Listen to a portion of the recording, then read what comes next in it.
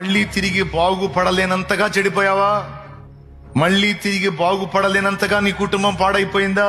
మళ్ళీ తిరిగి బాగుపడలేనంతగా నీ శరీరం పాడైపోయిందా? మళ్ళీ తిరిగి బాగుపడలేనంతగా నువ్వు బలహీనుడు అయిపోయావా? బలహీనరాలు అయిపోయావా? పాపంలో పడిపోయావా? చెడిపోయావా? ఎండిపోయావా? నీ మనసుకు నువ్వు అనుకుంటున్నావా, ఇక మళ్ళా నేను బాగుపడే పరిస్థితి కనబడట్లేదు, మళ్ళా తిరిగి నేను నార్మల్ పొజిషన్ లో జీవించే పరిస్థితి కనబడట్లేదు అని నీవు అనుకోనుచున్నావా? అట్లయితే నువ్వు అనుకోవటమో లేకపోతే నిన్ను గురించి ఇతరులు అనుకోవటమో నాకు అనవసరం. ఇప్పుడు నేనేమంటున్నానో నువ్వు అది వినో చాలంటున్నాడు ఆయన. వినో, నా స్వరము వినో.